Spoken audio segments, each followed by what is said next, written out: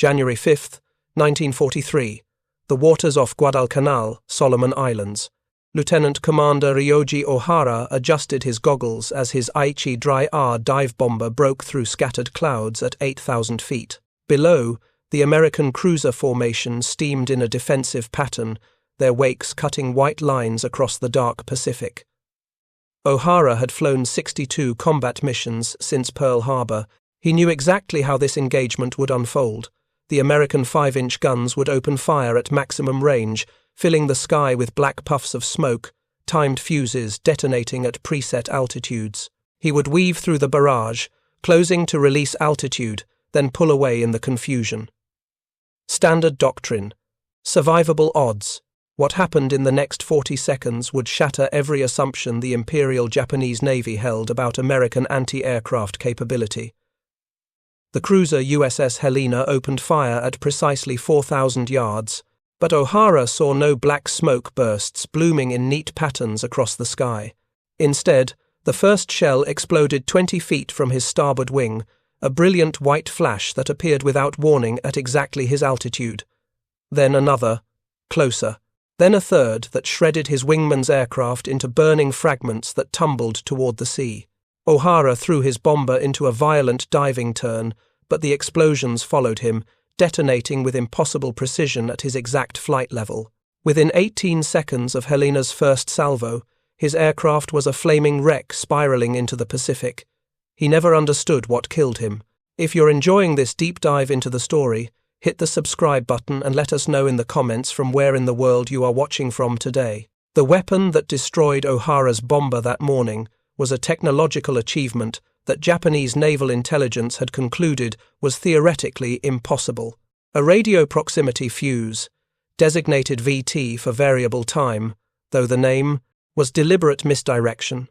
Inside the nose of each 5-inch shell was a complete miniature radar transmitter, smaller than a wine bottle, containing 7 vacuum tubes that had survived being fired at 20,000 times the force of gravity. When the shell's radio waves reflected off Ohara's aircraft and returned at a Doppler-shifted frequency indicating lethal range, an electrical circuit closed and detonated 7 pounds of high explosive with surgical timing. The Americans had not only built what Japanese engineers believed impossible, they were manufacturing these devices at a rate of 40,000 per day by late 1943. This was no incremental improvement. Before proximity fuses, American 5-inch anti-aircraft guns required an average of 2,500 rounds to down a single enemy aircraft. With VT fuses, that number dropped below 100 rounds per kill.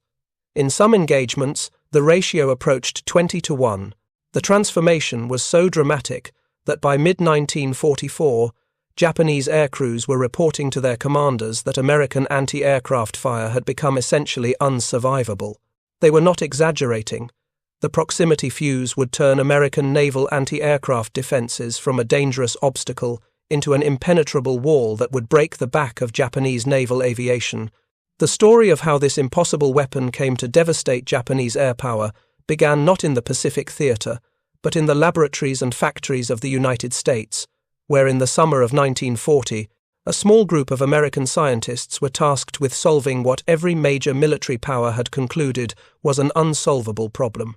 The National Defense Research Committee, formed on June 27, 1940, brought together leading physicists and engineers under the direction of Vannevar Bush, the former vice president of MIT and architect of America's scientific war effort. Among the team was Merle Tuver, a brilliant but volatile physicist whose section would eventually employ over 1,000 scientists and engineers at the Applied Physics Laboratory of Johns Hopkins University. The problem they faced was brutally simple to state. Enemy aircraft were decimating Allied forces. Anti-aircraft guns were nearly useless. To hit a maneuvering aircraft traveling at 300 miles per hour required either a direct hit, extraordinarily difficult against a moving target, or a timed fuse set to explode at a predetermined altitude.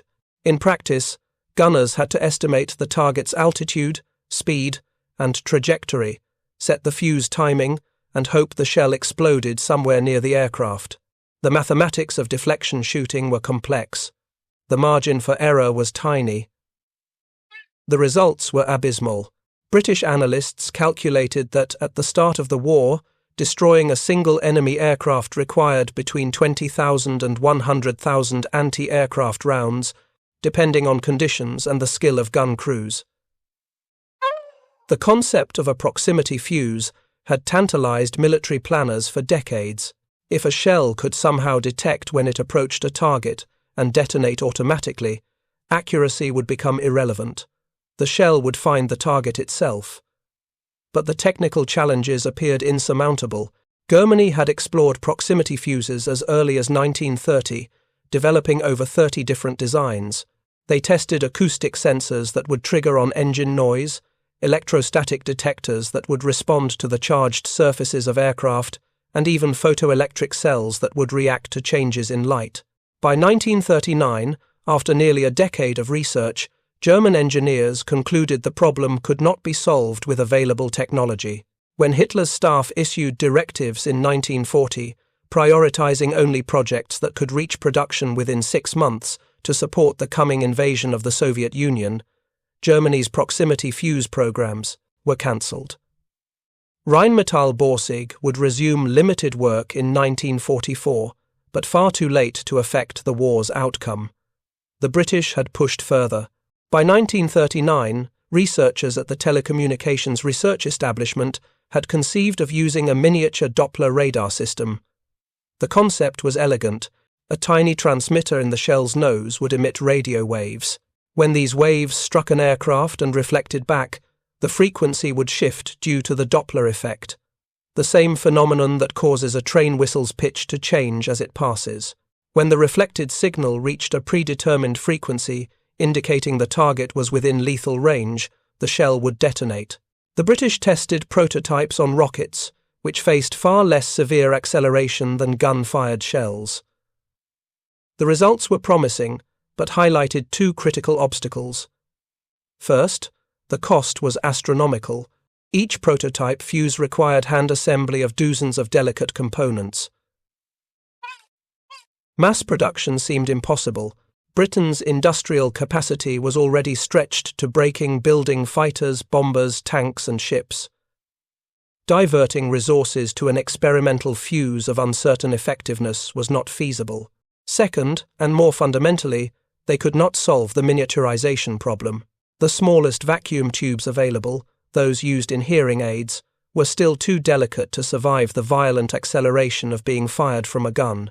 By 1941, British scientists had working prototypes that functioned perhaps 50% of the time under ideal conditions. For military use, this was inadequate. The British shared their research through the TIZAD mission when America entered the war, but it would be American scientists and American industry that would actually make it work. The Americans took the British research and did what no other nation could. They made it manufacturable, not a laboratory curiosity that worked occasionally under perfect conditions, but a mass-produced weapon that could be manufactured by the millions and would function reliably in combat. Tuve's Section T, at what became the Applied Physics Laboratory, established on March 10, 1942, in a rented Chevrolet garage in Silver Spring, Maryland, settled on a radio-based proximity fuse using Doppler radar principles similar to the British design. But where the British had focused on making it work, the Americans focused on making it work reliably, at scale, at affordable cost, and under combat conditions. The specifications were daunting. The fuse had to fit into the nose of a 5-inch artillery shell, leaving room for 7 pounds of high explosive behind it. Inside this space, roughly 8 inches long and weighing just over 2 pounds, engineers had to fit a complete radio transmitter operating at 180 to 220 MHz, a receiver to detect reflected signals, a power source, safety mechanisms to prevent premature detonation, and a detonator. All of this had to function in temperatures ranging from Arctic cold to tropical heat. It had to survive storage for months without degradation. Most daunting of all, it had to withstand the shock of being fired from a gun. Consider what happens when a 5-inch shell is fired. The projectile accelerates from 0 to 2,600 feet per second in roughly 20 feet of gun barrel. This creates an acceleration force of 20,000 times Earth's gravity. Every component inside the fuse experiences a crushing force equivalent to being struck by a sledgehammer. Simultaneously, the shell spins at 25,000 revolutions per minute as it passes through the rifled barrel, subjecting every component to enormous centrifugal stress.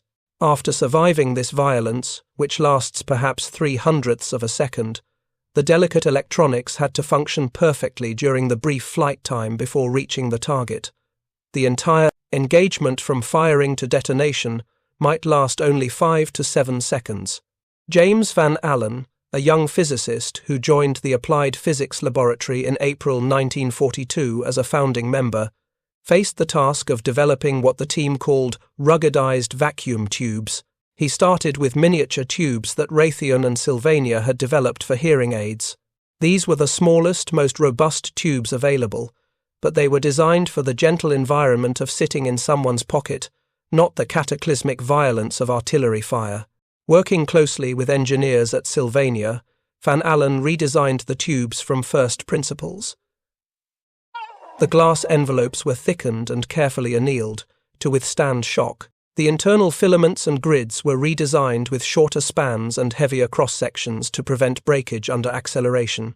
The tubes were potted in wax inside the fuse body, which cushioned them against shock and prevented internal components from shifting. Every aspect was tested methodically. Complete fuses were fired from a vertical gun into soft earth at the Naval Proving Ground in Dahlgren, Virginia. The earth caught the shells gently enough that researchers could recover the fuses intact and examine the tubes under microscopes to see what had broken and why. Through hundreds of test firings and thousands of design iterations spanning 18 months, the team gradually developed tubes that could survive. By September 1941, before America had even entered the war, they were achieving success rates above 50%. The Navy, desperate for any improvement in anti-aircraft effectiveness, accepted this failure rate and authorized mass production tooling, betting that reliability would improve during the production ramp-up. They were right. By early 1943, reliability had climbed above 90%. But vacuum tubes were only one challenge among many. The fuse needed a power source that would function reliably after months of storage in tropical heat or Arctic cold. Conventional batteries were too large and degraded over time. Engineers developed an ingenious reserve battery that kept the liquid electrolyte separate from the battery plates until the moment of firing. When the shell was fired, centrifugal force from the barrel's rifling spun the electrolyte into contact with the plates, generating electricity. This gave the batteries essentially indefinite storage life, while providing sufficient power for the few seconds of flight time. The fuse needed multiple safety mechanisms. It could not arm until the shell was well clear of the gun to prevent accidents if a round exploded prematurely in the barrel or magazine. It required protection against accidental detonation from radio interference, particularly from the ship's own radar sets. It needed sophisticated circuitry to prevent premature detonation when fired at low angles over water, where radio waves reflecting off the ocean surface could trigger the fuse.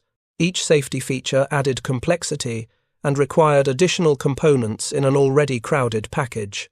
By the time development was complete, each proximity fuse contained approximately 130 miniaturized electronic components.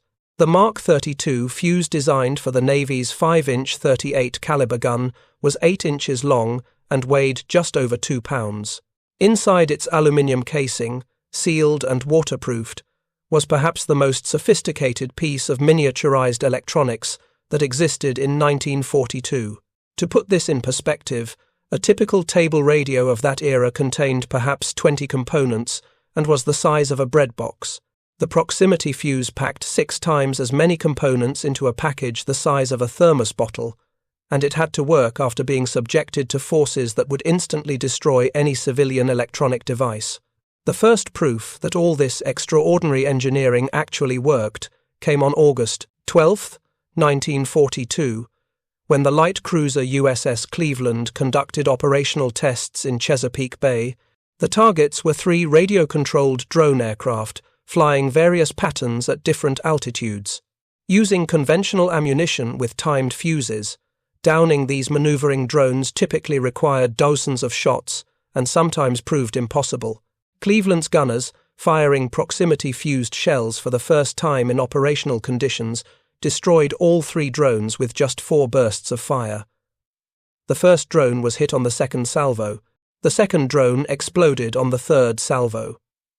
The third drone was destroyed with the fourth salvo. Total rounds fired, approximately 20 shells. Total drones destroyed, 3 of 3. The Navy brass observing from a nearby ship needed no further convincing.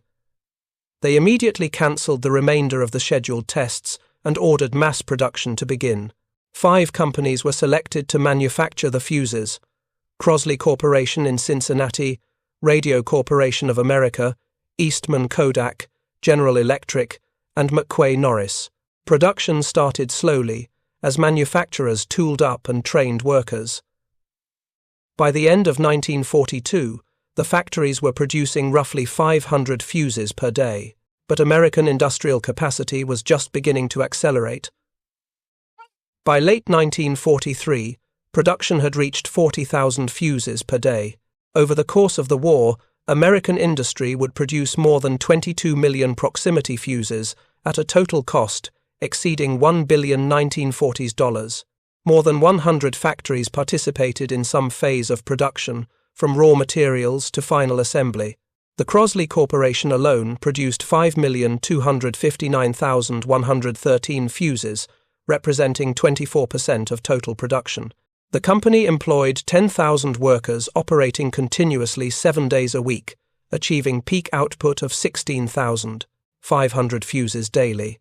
Sylvania Electric Products in Ipswich, Massachusetts produced even more, manufacturing 5,683,332 fuses, while simultaneously producing 95% of all miniature vacuum tubes used across the entire program.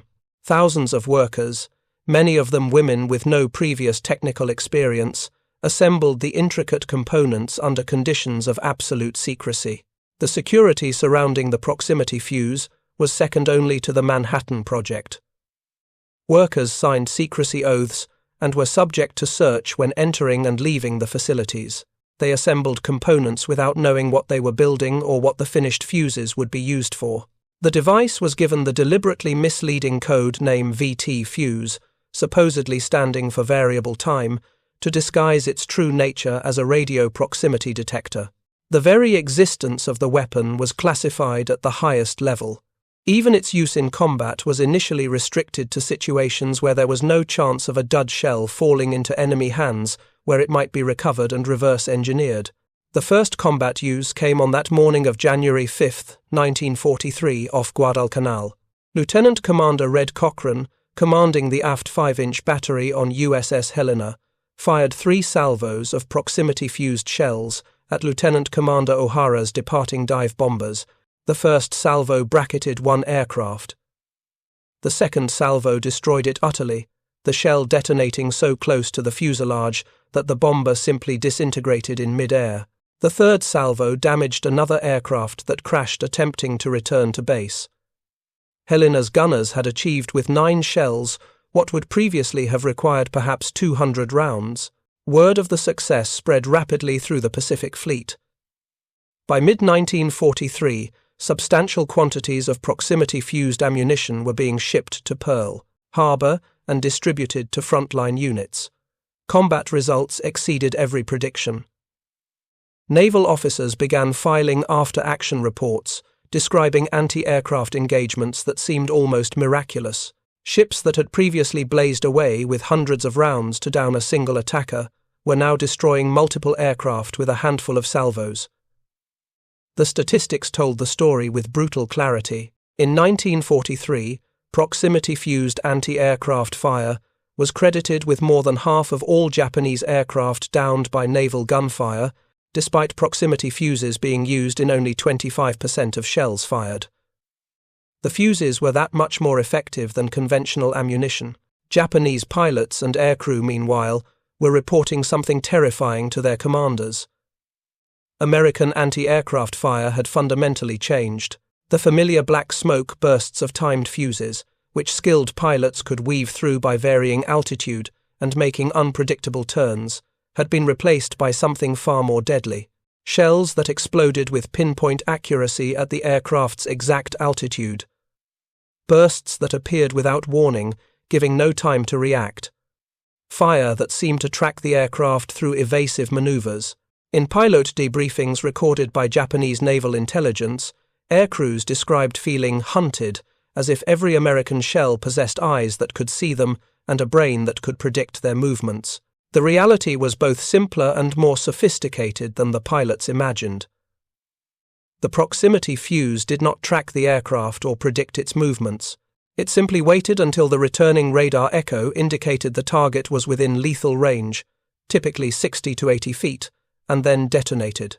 The 7 pounds of high explosive in a 5-inch shell fragmented into thousands of pieces of shrapnel traveling at supersonic velocity. Within a radius of 60 feet, the fragment density was sufficient to shred aluminum airframes, sever control, cables, puncture fuel tanks, and kill or wound crew members. An aircraft did not need to be hit directly. It merely needed to pass within the kill radius, and the fuse would do the rest. For Japanese tactical doctrine, this presented an unsolvable problem. Pre-war training had emphasized individual pilot skill and aggressive attack profiles. Pilots were taught to press home attacks through anti-aircraft fire, accepting casualties as the price of success. This doctrine had worked well in China, where Chinese anti-aircraft guns were few and poorly coordinated. It had worked adequately in the early Pacific campaigns, where American and British anti-aircraft defenses were overwhelmed by mass attacks. But by mid-1943, pressing home an attack through proximity-fused fire was not courage. It was suicide. Japanese naval aviation began to hemorrhage its most experienced pilots. Unlike the Americans, who rotated combat veterans home to train new pilots, Japan kept its veterans in frontline squadrons until they were killed. Every loss was irreplaceable. The training pipeline could not produce pilots of equivalent skill fast enough to replace casualties. When a veteran pilot with 500 hours of combat experience died trying to attack an American carrier through proximity-fused fire, he was replaced by a pilot with perhaps 50 hours of training, who would be even faster facing the same defenses. The death spiral accelerated throughout 1943 and into 1944. The broader implications extended beyond individual combat engagements. Japanese naval strategy had always relied on qualitative superiority in aviation. A smaller number of superbly trained Japanese pilots flying superior aircraft were expected to offset American numerical advantages. But proximity fuses negated pilot skill. It did not matter if the approaching bomber was flown by a veteran with 1,000 hours of experience or a novice on his first mission. If the poached aircraft entered the defensive envelope of a ship equipped with proximity-fused ammunition, it would be destroyed with near certainty. The equation that had governed naval air combat since the Battle of Midway was suddenly rewritten. By late 1943, Japanese naval planners were receiving disturbing reports from multiple theaters. Attack squadrons were being decimated before reaching their targets. Ships that should have been sunk remained afloat and operational.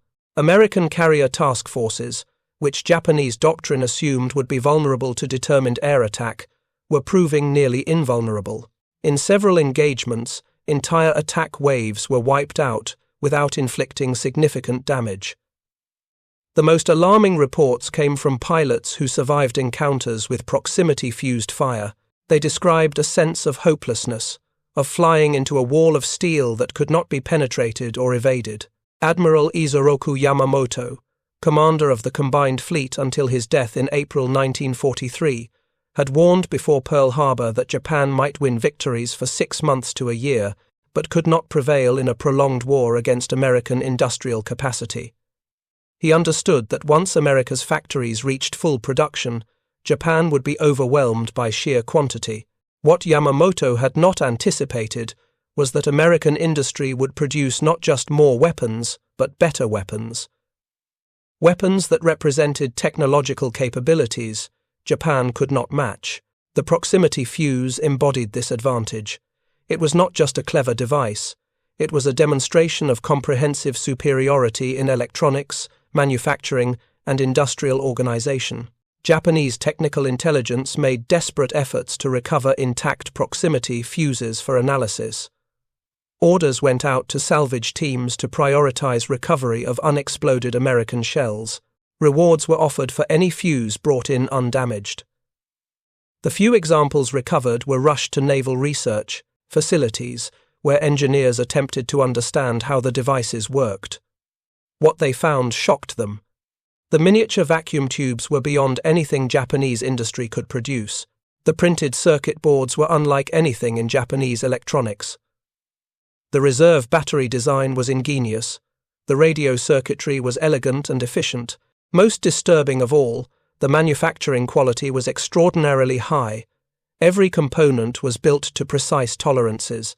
The assembly was clean and professional. This was not a handcrafted prototype. This was a mass-produced item built to exacting standards.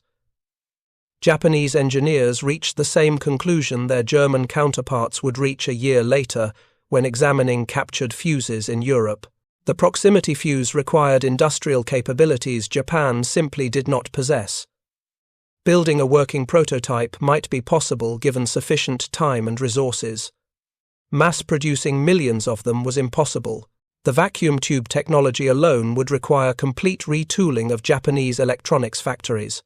The quality control systems necessary to achieve 90% reliability would require training thousands of workers to standards Japanese industry had never reached.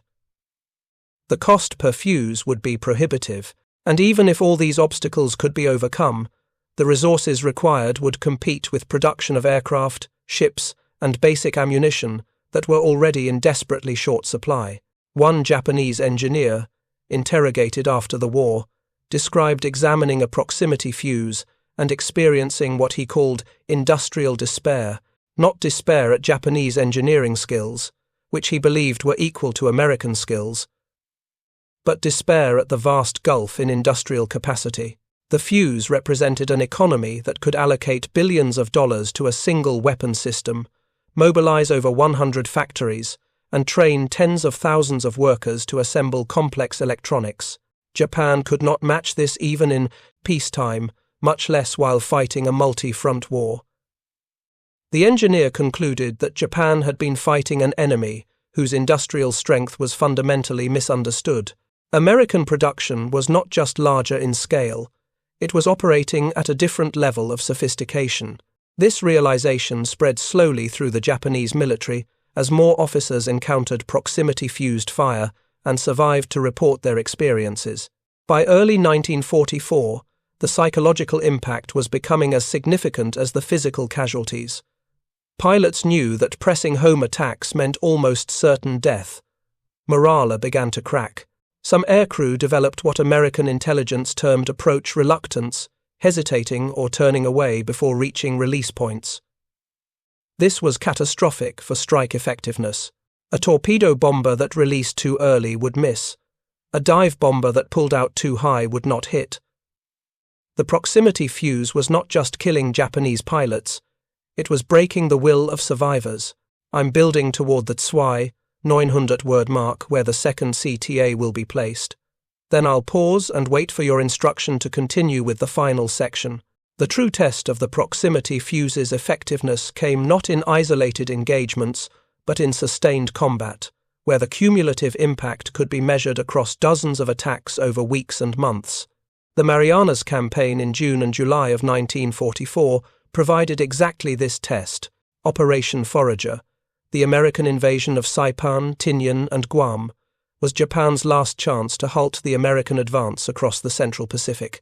The Imperial Navy committed nearly all its remaining carrier strength to what became known as the Battle of the Philippine Sea, the largest carrier battle since Midway. On June 19, 1944, Japanese Admiral Jisaburo Ozawa launched 4 massive airstrikes against Task Force 58 under Admiral Mark Mitcher. 69 aircraft, a coordinated attack by fighters, dive bombers, and torpedo planes. Japanese planners expected heavy losses, but believed enough aircraft would penetrate American defenses to cripple or sink several carriers. The Americans had 15 carriers in the task force, surrounded by supporting battleships, cruisers, and destroyers, all equipped with proximity-fused ammunition. The Japanese aircraft flew into a defensive network unlike anything they had faced before. The battle began at 10:23 in the morning, when American radar detected the first incoming strike at 150 miles range. Hellcat fighters launched to intercept, while ships maneuvered into anti-aircraft formation. The fighters broke up the attack formations, but 45 Japanese aircraft penetrated through to attack range. What happened next was methodically recorded in the combat logs of dozens of American ships. At ranges of 10,000 to 12,000 yards, the 5-inch batteries opened fire. The first shells exploded exactly at the altitude of the approaching aircraft. One moment a Japanese bomber was steady on its attack run. The next moment it was tumbling from the sky, torn apart by shrapnel from a shell that had detonated 60 feet away. The Japanese pilots, veterans of months of combat, tried every evasive tactic they knew. Dive to sea level to avoid the radar. The fuses tracked them down. Climb to higher altitude to extend range. The fuses detonated precisely at whatever altitude they chose. Make random turns and altitude changes. The fuses did not need to predict movements. They simply waited until the aircraft was within kill range and then fired. One after another, Japanese planes fell. Some exploded in brilliant fireballs when proximity bursts ruptured fuel tanks. Others broke apart structurally, wings or tails shearing off under the stress of fragment impacts and aerodynamic forces. Some simply staggered, riddled with holes, and glided into the sea. Of the 45 aircraft that reached attack positions, 42 were destroyed by anti-aircraft fire. Of these, American gunners estimated that at least 35 fell to proximity-fused fire. 3 aircraft managed to attack, one scoring a near miss. The second wave fared no better. 109 aircraft launched. Approximately 30 reached attack range after fighter interception. 27 were destroyed by anti-aircraft fire. One bomb hit the battleship South Dakota, causing moderate damage but not putting her out of action. The third wave of 47 aircraft was devastated by fighters and anti-aircraft fire. Only a handful survived. The fourth wave, launched late in the day, became disoriented in the darkness and foul weather. Most ditched attempting to return to their carriers. By the end of the day, Admiral Ozawa had lost approximately 375 aircraft. American losses were 29 planes, mostly shot down by Japanese fighters or lost to operational accidents. The kill ratio was 13-1 in America's favor. American pilots called it the Great Marianas Turkey Shoot. For Japanese naval aviation, it was the end. The veteran pilots who had trained for years and carried the burden of combat since 1941 were gone. The replacements had neither the skill nor the experience to face American defenses. Japanese carrier aviation would never recover. The battle demonstrated beyond doubt that proximity fuses had fundamentally altered naval combat. Before the Philippine Sea, Japanese doctrine assumed that coordinated mass attacks could overwhelm American defenses through sheer numbers. Even accepting 50% losses, half the attackers would get through to strike their targets. But proximity fuses changed the mathematics. With conventional anti-aircraft fire, ships had perhaps a 10 to 15% chance of hitting an attacking aircraft. With proximity fuses, the hit probability rose to 50–70% depending on range and conditions. The attackers needed to penetrate multiple defensive layers, first fighters, then long-range 5-inch guns, then medium-range guns, then close-in automatic weapons. At each layer, proximity fuses multiplied effectiveness. The cumulative effect was that fewer than 5% of attacking aircraft survived to release weapons, and of those, many were damaged and missed their targets. Japanese naval commanders faced an impossible situation. Their entire war strategy was built on the assumption that Japanese naval aviation could contest American sea control. Without effective carrier forces, Japan could not defend its island garrisons or protect its shipping lanes. Without shipping lanes, resources from the southern territories could not reach the home islands. Without resources, Japanese industry would grind to a halt. The proximity fuse, by making Japanese carrier aviation ineffective, had severed the strategic lifeline that kept Japan's war effort functioning. The American advantage extended beyond capital ship defense. By mid-1944, proximity fuses were being used to protect invasion beaches, supply convoys, and forward bases. Japanese aircraft attempting to attack, transport ships unloading on Saipan or Guam, flew into curtains of proximity-fused fire from escort destroyers and cruisers. Attacks that should have caused heavy casualties among the vulnerable transports instead resulted in the destruction of the attackers with minimal damage to American ships. This protection allowed American forces to sustain amphibious operations even under air attack, something that had been extremely difficult in earlier campaigns. The psychological impact on Japanese aviators was profound. Survivors described feeling hunted, knowing that every approach to an American ship might be their last. In personal diaries and letters later recovered, Japanese pilots wrote of resignation and fatalism. They accepted that death was likely, but the certainty of it and the futility of their sacrifices weighed on them. Some wrote that they felt they were being thrown away to no purpose, dying before they could even reach their targets, achieving nothing. This erosion of morale was as damaging as the physical losses. An air force that does not believe it can accomplish its mission will fail even when given favorable opportunities. By late 1944, American tactical doctrine had evolved to maximize the effectiveness of proximity fuses. Ships formed up in concentric defensive circles with carriers at the center. The outer ring of destroyers and cruisers provided the first layer of anti-aircraft fire. The inner ring of battleships and heavy cruisers provided overlapping fire. At the center, the carriers themselves added their own 5-inch batteries. Fire control had been integrated with radar, allowing ships to engage targets beyond visual range. Gunners no longer aimed by tracking the target visually. They simply pointed their guns where the radar and fire control computer indicated, then fired. The proximity fuses handled the rest. This integration of radar, fire control, and proximity fuses represented a revolution in anti-aircraft defense. Each component multiplied the effectiveness of the others. Radar allowed detection and tracking at long range. Fire control computers calculated firing solutions, accounting for target speed, direction, and altitude. Proximity fuses eliminated the need to predict exactly where the target would be when the shell arrived.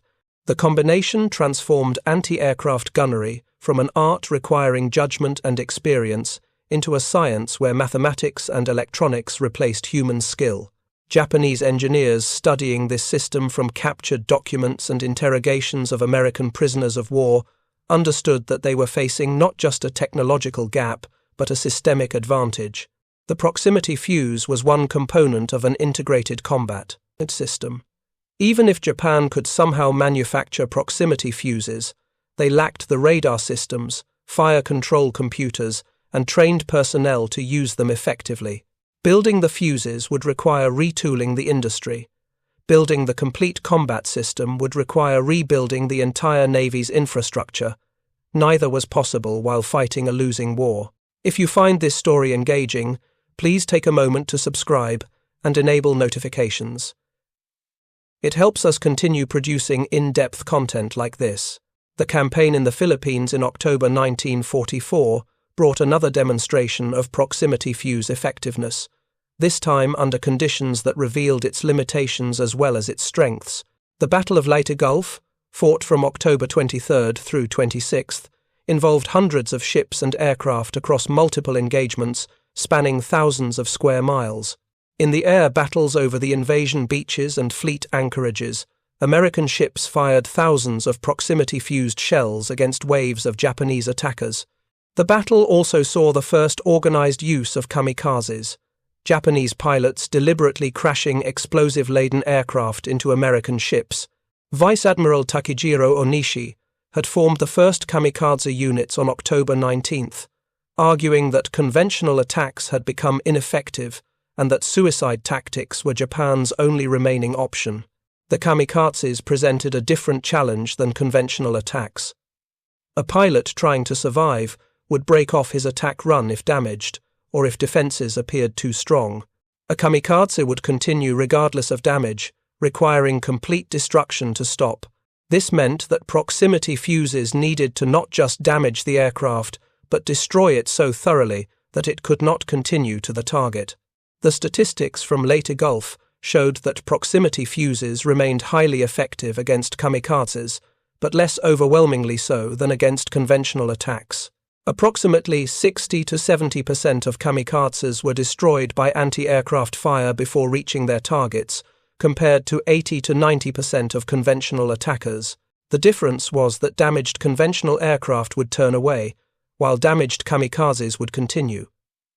A bomber that had lost an engine or suffered control damage would typically abort. A kamikaze with one engine, or damaged controls, or even on fire, would attempt to crash into the target. This meant that ships needed to maintain fire until the target was completely destroyed, not merely until it was clearly hit and damaged. American gunners adapted by concentrating fire and continuing to shoot even after an aircraft appeared to be falling. Multiple ships would engage the same target to ensure its destruction. This consumed more ammunition and required more careful fire coordination, but it worked.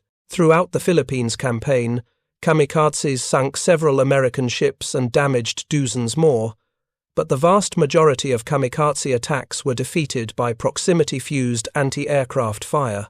The Japanese, meanwhile, were learning hard lessons about what proximity fuses meant for their tactical options. Reports from the Philippines noted that American ships seemed able to engage multiple targets simultaneously with high effectiveness. What was happening was that integrated fire control and proximity fuses allowed individual ships to split their batteries and engage several targets at once, something that would have been nearly impossible with conventional ammunition. A destroyer with two twin 5-inch mounts could engage two aircraft independently, with each mount having a high probability of success. This multiplied effective firepower and made coordinated attacks, where multiple aircraft struck simultaneously from different directions, far less effective than they should have been. The ultimate test of proximity fuse effectiveness came during the invasion of Okinawa, beginning on April 1, 1945. This would be the largest amphibious operation of the Pacific War, involving over 1,300 American ships surrounding an island just 350 miles from the Japanese home islands. For Imperial Japan, Okinawa represented the final defensive barrier before an invasion of the mainland. Japanese commanders planned to make the Americans pay such a horrific price that they would negotiate a settlement rather than face the bloodbath of invading Japan itself. The weapon they chose to inflict this cost was the kamikaze, the divine wind, suicide pilots, who would deliberately crash their explosive-laden aircraft into American ships. Admiral Takejiro Onishi had formed the first organized kamikaze units in October 1944 during the Philippines campaign, arguing that conventional attacks had become ineffective and that suicide tactics were Japan's only remaining option. The philosophy was rooted in Japanese military culture. Gyokusai, the ancient term meaning smashing the Yule, valorized perishing in battle rather than suffering the shame of capture. Bushido, the warrior code, demanded absolute loyalty unto death. When combined with the desperate strategic situation, these cultural forces produced a military tactic unprecedented in modern warfare. Young pilots, some with as little as 40 hours of flight training, volunteered or were ordered to fly missions from which they would not return. The kamikaze attacks at Okinawa were organized into 10 massive coordinated assaults called kikusui, meaning floating chrysanthemums. The first kikusui attack launched on April 6, 1945, 5 days after the initial landings. 355 kamikaze aircraft and 344 escort fighters took off from airfields on Kyushu, the southernmost Japanese home island. The target was Task Force 58 and the radar picket ships surrounding Okinawa. These picket ships, mostly destroyers and destroyer escorts, were positioned in a defensive screen 50 to 100 miles from the main fleet, serving as early warning stations and first line of defense against air attack. The men aboard these picket ships knew what was coming.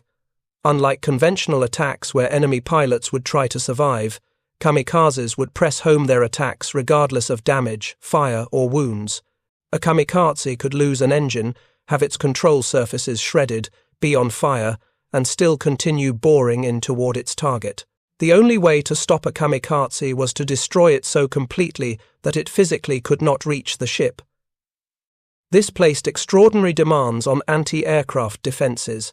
It was not enough to damage the aircraft. It had to be annihilated.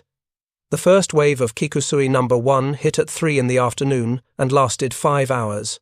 The onslaught saw 22 kamikazes penetrate the combat air patrol shield, sinking 6 ships and damaging 18 others.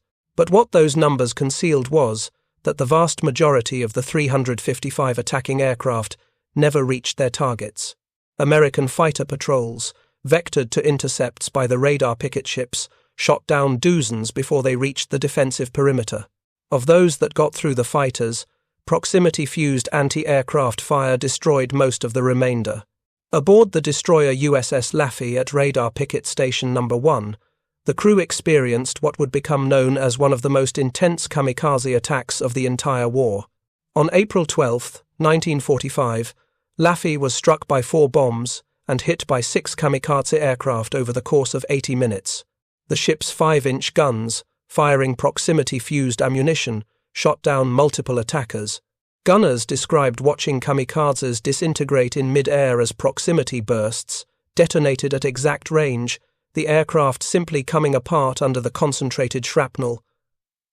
But the sheer number of attackers overwhelmed even proximity-fused defenses. Kamikazes that were hit and damaged but not destroyed continued their dives, sometimes with the pilot already dead, the aircraft controlled only by momentum and its last trajectory setting. Laffey survived, earning the nickname the ship that would not die. 22 men were killed, 1 remained missing, and 45 men were wounded.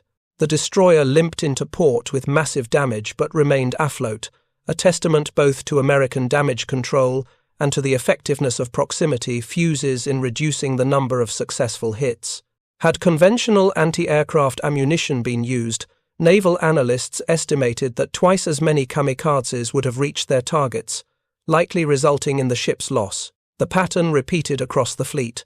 Ships equipped with proximity-fused ammunition consistently shot down far more attackers than ships using conventional ammunition. By late June 1945, close to 5,000 American sailors had been killed and 5,000 more wounded by kamikaze pilots. 30 ships had been sunk and almost 400 others damaged. These were terrible casualties, the worst the United States Navy suffered in any single campaign of World War II. But they represented only a fraction of the damage Japan had intended to inflict. Overall, approximately 1,900 kamikaze attacks occurred during the Okinawa campaign. The attacks expended 1,465 aircraft. This meant that the survival rate for kamikazes attempting to reach and hit American ships was less than 2%. 98% of the suicide pilots died without successfully striking a target. The primary reason for this catastrophic failure rate was proximity-fused anti-aircraft fire. Japanese planners had assumed that perhaps half of their kamikaze pilots would reach targets. The actual rate was 1 in 50. The mathematics of attrition had reversed. Instead of bleeding the Americans white, Japan was hemorrhaging its remaining pilots for a negligible return. The psychological impact on both sides was profound. American sailors developed what was termed kamikaze stress, the constant strain of knowing that any radar contact might be the beginning of an attack by pilots who could not be deterred or frightened away.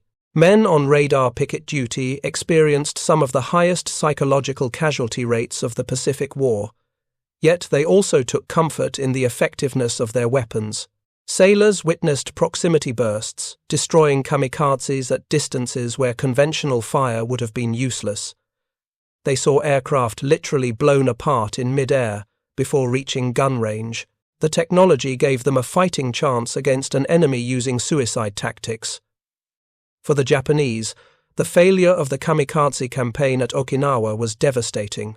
Vice Admiral Matoma Ugaki, commander of the 5th Air Fleet, watched his carefully hoarded aircraft strength evaporate with minimal effect on American operations. Pilots who survived aborted missions reported that American anti-aircraft fire had become a solid wall of explosions. Aircraft approaching American ships faced layers of fighters, then long-range 5-inch fire with proximity fuses, then close-in 40mm and 20mm automatic weapons. The proximity fuses made penetrating the long-range layer almost impossible. Pilots described feeling that the shells were tracking them, exploding at exactly the worst possible moment and position. Japanese technical intelligence made one final desperate effort to understand the proximity fuse. In May 1945, salvage teams recovered several unexploded American shells from the waters around Okinawa. The fuses were carefully transported to research facilities in Japan, where engineers conducted detailed examinations. What they found confirmed their worst fears. The vacuum tubes inside the fuses were manufactured to tolerances Japanese industry could not match. The printed circuits were unlike anything in Japanese electronics. The reserve battery design was ingenious. The quality control was extraordinary. Every component showed precision manufacturing to exacting standards. One engineer who examined the fuses later described the experience as seeing the future. The proximity fuse represented a level of miniaturization and mass production that Japan would not achieve until decades after the war. More distressing was the recognition that these fuses were not rare prototypes. They were being manufactured by the tens of thousands per day and used so liberally that American ships fired them at individual aircraft. Japan's entire electronics industry could not have produced 1,000 proximity fuses per month. America was firing 40,000 rounds per day, each containing a fuse more sophisticated than anything in Japanese military inventory. The strategic implications were clear to Japanese military leaders by mid-1945, though few would admit them publicly. Japan had no answer to proximity-fused fire. Kamikaze tactics, which had seemed like Japan's last hope for inflicting unbearable casualties, were failing. The planned massed kamikaze attacks to repel an invasion of the home islands would face the same proximity-fused defenses, only in even greater concentration. American planners estimated they could station hundreds of ships around the invasion beaches, all equipped with proximity-fused ammunition and integrated fire control. The tens of thousands of aircraft Japan was hoarding for homeland defense would be decimated before reaching their targets. The proximity fuse also affected Japanese defensive planning in subtler ways. Air defense of the home islands relied on radar-directed searchlights and anti-aircraft guns. Japanese anti-aircraft fire used timed fuses exclusively, with all the limitations that implied. American B-29 bombers raiding Japanese cities flew through anti-aircraft fire that was marginally effective. If Japan had possessed proximity fuses for its anti-aircraft guns, the strategic bombing campaign would have faced far higher losses. But Japan did not have them and could not develop them. The industrial and technological gap was simply too wide. By July 1945, with Okinawa secured, and the island being transformed into a massive base for the planned invasion of Japan, the proximity fuse had fundamentally altered the strategic calculation. American military planners knew that their fleets could operate close to Japanese shores with acceptable losses. The kamikaze threat, while serious, was manageable. Proximity fuses had transformed what should have been a devastating tactic into an expensive failure.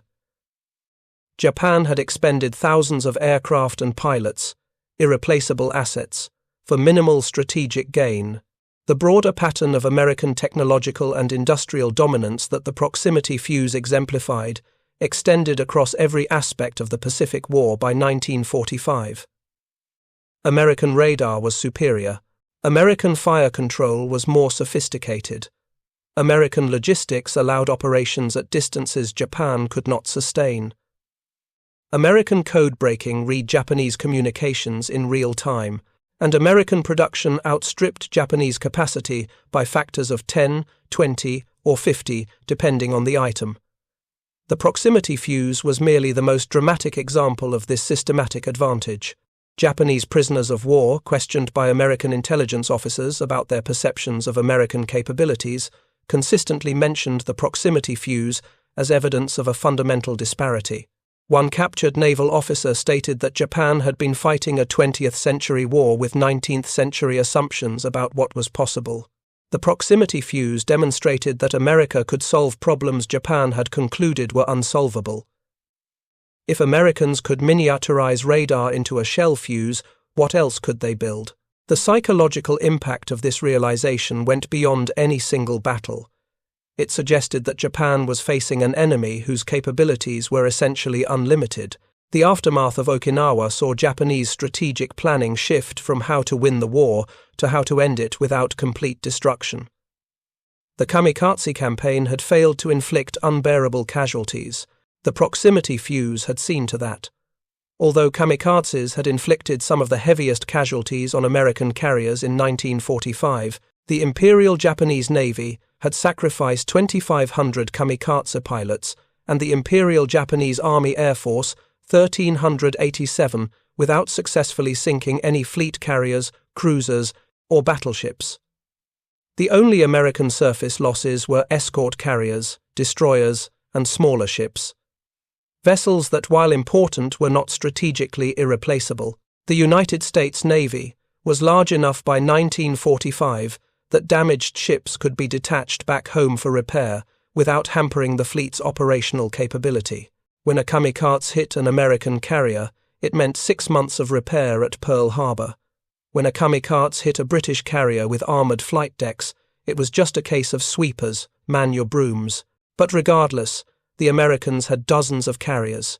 Japan had none remaining. The attrition arithmetic favored America overwhelmingly.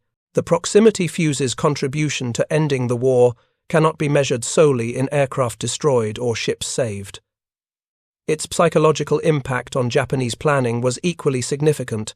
When Emperor Hirohito made the decision to accept the Potsdam Declaration and surrender in August 1945, multiple factors influenced that choice. The atomic bombs dropped on Hiroshima and Nagasaki demonstrated American willingness to use unprecedented weapons. The Soviet entry into the war eliminated any hope of a negotiated peace through Moscow. But underlying these immediate triggers was the recognition that continued resistance was futile. Japan could not defend its home islands against an enemy with such overwhelming advantages. The proximity fuse represented everything about American power that Japan could not match.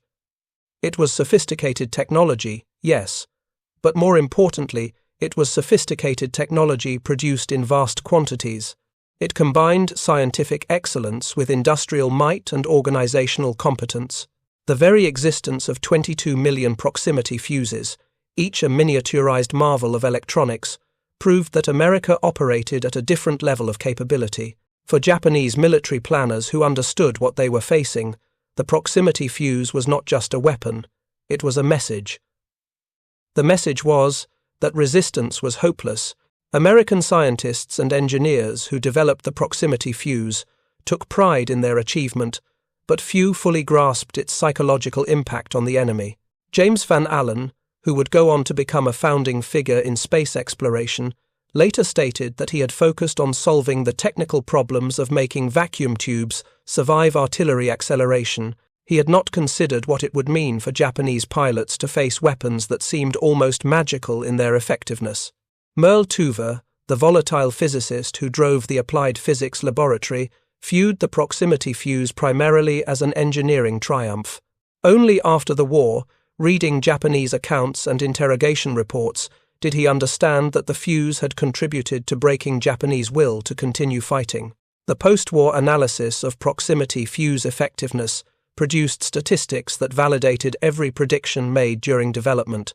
In anti-aircraft use over water, where duds would sink, and the fuse could be used without security restrictions. It increased the probability of hitting an aircraft by a factor of 5 compared to conventional ammunition.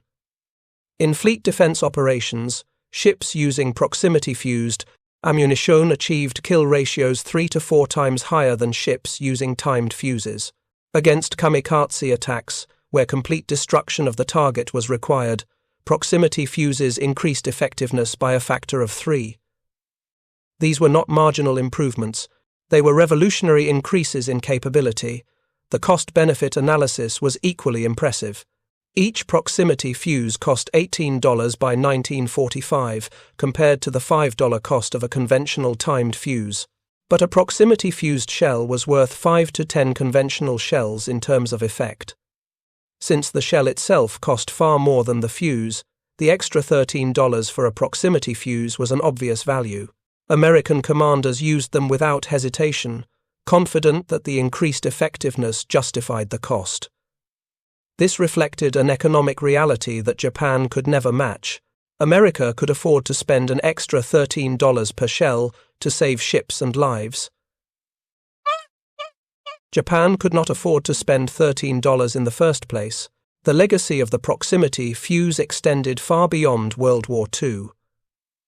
The technology developed to make delicate electronics survive artillery acceleration contributed directly to the space program. When America began launching satellites in the late 1950s, the engineers designing instruments that could survive rocket launches drew on lessons learned from proximity fuse development. The manufacturing techniques pioneered to produce millions of complex electronic devices with high reliability became foundations of the post-war electronics industry.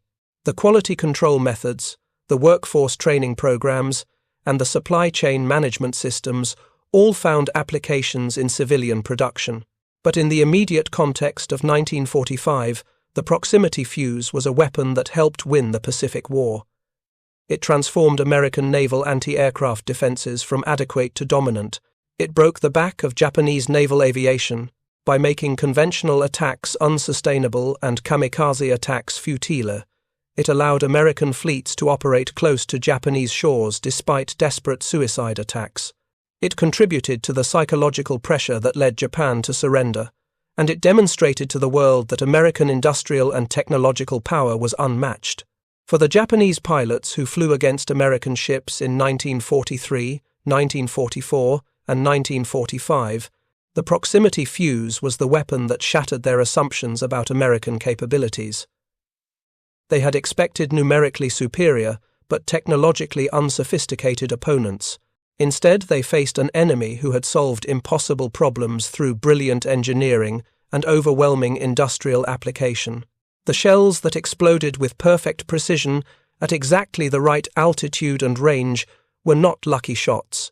They were the product of years of development, billions of dollars of investment, and the work of thousands of engineers, scientists, and factory workers. They represented a system of innovation and production that Japan simply could not match. The story of the proximity fuse is ultimately a story about how wars are won, not just through courage or strategy, though both matter immensely, but through the systematic application of technological capability and industrial power to military problems. America identified a critical weakness in anti-aircraft defenses, invested enormous resources in developing a solution, and then manufactured that solution in quantities that made it available throughout the fleet. This approach, solving problems through mass application of sophisticated technology, characterized the American way of war in the 20th century. Japanese military leaders, reflecting on the war after 1945, consistently cited technological inferiority as a crucial factor in defeat. But it was not technology alone. It was technology, combined with industrial capacity and organizational competence. The proximity fuse required all three. Japanese scientists understood the principles. Japanese engineers could have built prototypes, but Japanese industry could not have manufactured them in useful quantities, and Japanese military procurement could not have deployed them effectively. The failure was systemic, not merely technical. The The men who served on American ships during the kamikaze campaigns of 1945 carried memories of those attacks for the rest of their lives. The sight of aircraft diving through walls of fire, the explosions, the damage, the casualties, all left psychological scars that never fully healed. But they also remembered that most of the attackers never reached their targets. They remembered watching proximity bursts destroy aircraft at ranges where conventional fire would have been ineffective. They remembered feeling that their ships had a fighting chance because of weapons that worked. That confidence, born of effective technology and reliable equipment, sustained morale through some of the most terrifying combat of the Pacific War. The Japanese aircrew who faced proximity-fused fire and survived carried different memories. They remembered helplessness, watching comrades explode in mid-air without warning, feeling that American shells were tracking them personally. They remembered the futility of pressing attacks through defenses that seemed impenetrable. And they remembered the growing certainty that Japan could not win, that the material disparity was simply too great. These memories, shared widely among surviving Japanese military personnel, contributed to post-war Japan's understanding that future conflict with America would be suicidal. In the final accounting, the proximity fuse stands as one of the most significant weapons developments of World War II. It did not win the war alone, no single weapon ever does, but it contributed decisively to American victory in the Pacific by neutralizing Japanese air attacks and enabling American naval dominance close to enemy shores. More importantly, it demonstrated the power of combining scientific excellence with industrial capacity. The nations that could mobilize resources on such scales and direct them toward solving complex problems would shape the post-war world. The proximity fuse proved that America was foremost among them. Thank you for watching. For more detailed historical breakdowns, check out the other videos on your screen now, and don't forget to subscribe.